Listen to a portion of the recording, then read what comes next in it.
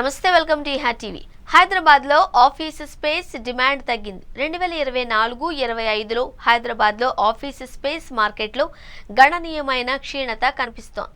గతంలో దేశంలోని ప్రధాన నగరాలను అధిగమిస్తూ ఆఫీస్ స్పేస్ డిమాండ్ లో ముందంజలో ఉన్న హైదరాబాద్ ఇప్పుడు డిమాండ్ లేకపోవడంతో సతమతమవుతోంది.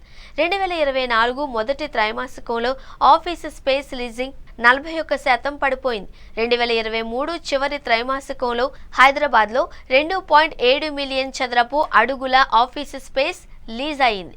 ఇది బెంగళూరు 2.38 మిలియన్ ని కూడా అధిగమించింది. కానీ 2024 చివరి త్రైమాసికంలో ఇది 1.26 మిలియన్ చదరపు అడుగులకు పడిపోయింది.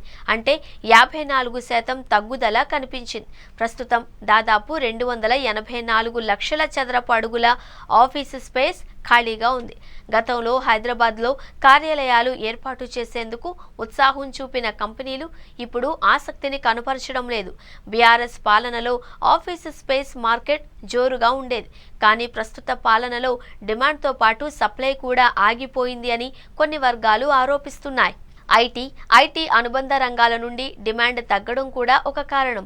ఏడాదిన్నర క్రితం వరకు హైదరాబాద్లో ఆఫీసును ఏర్పాటు చేసేందుకు ఉత్సాహం చూపిన కార్పొరేటర్లు ప్రస్తుతం ఆసక్తి చూపించడం లేదు. ప్రముఖ రియల్ ఎస్టేట్ కన్సల్టెంట్ వెస్టియన్ విడుదల చేసిన తాజా గణాంకాలే ఇందుకు నిదర్శనం. హైదరాబాద్లో ఆఫీస్ స్పేస్ డిమాండ్ గత ఏడాదితో పోలిస్తే భారీగా తగ్గింది. ఖాళీలు పెరిగాయి. కంపెనీల ఆసక్తి సన్నగిల్లింది. ఈ ట్రెండ్ కొనసాగితే నగర రియల్ ఎస్టేట్ మార్కెట్పై ప్రభావం పడవచ్చు. ఇప్పటికే నిర్మాణం పూర్తయి అందుబాటులో ఉన్న ఆఫీస్ స్పేస్కు గిరాకీ అంతంత మాత్రంగానే ఉండడంతో కొత్త నిర్మాణాలు దాదాపుగా ఆగిపోయాయి. రియల్టర్లు, ఆఫీస్ స్పేస్ నిర్మాణ కంపెనీలు నూతన ప్రాజెక్టులకు దూరంగా ఉంటున్నాయి. ఫలితంగా సిమెంట్, ఉక్కు, ఇతర నిర్మాణ అనుబంధ రంగాలు కుదేలయ్యాయి. వాటి మీద ఆధారపడుతున్న పరిశ్రమలు, వ్యాపారులు, ఉద్యోగులు, కూలీల భవిష్యత్తు ఆందోళనలో పడింది. నిజానికి హైదరాబాద్లో ఖాళీగా ఉన్న కార్యాలయాల స్థలాలు మునుపు ఇంకా ఎక్కువగానే ఉండేవి. కానీ కొత్త ప్రాజెక్టులు రాకపోవడంతో ఇవి కాస్త తగ్గాయి.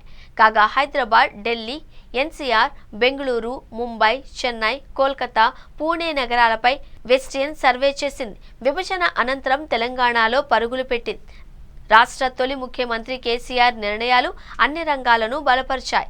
IT, pharma, auto, aviation, defence ఇలా కీలక రంగాలు వృద్ధి పదంలో నడిచాయి. దీంతో ఇక్కడి నిర్మాణ రంగానికి ఊహించని స్థాయిలో డిమాండ్ను తెచ్చిపెట్టింది. ముఖ్యంగా ఆఫీస్ స్పేస్కు గిరాకీని అమాంతం పెంచేసింది. దేశ విదేశీ సంస్థలు హైదరాబాద్లో తమ కార్యాలయాలను ఏర్పాటు చేసేందుకు భారీగా ముందుకొచ్చాయి. భారత్లోకి రావాలంటే హైదరాబాద్ని ప్రధాన కేంద్రంగా చేసుకోవాలి అన్నంతగా డిమాండ్ నెలకొంది అంటే ఎంతమాత్రం అతిశయోక్తి కాదు. ఈ క్రమంలోనే మైక్రోసాఫ్ట్, గూగుల్, అమెజాన్ వంటి అనేక సంస్థలు హైదరాబాద్లో బడా ఆఫీసులను తీసుకొచ్చాయి. మరెన్నో స్టార్టప్లు కొలువుదీరాయి. ఫలితంగా ఆఫీస్ మార్కెట్ వేగంగా విస్తరించింది. కానీ ఏడాదిన్నరగా పెట్టుబడులు రాక మార్కెట్ నెమ్మదించింది.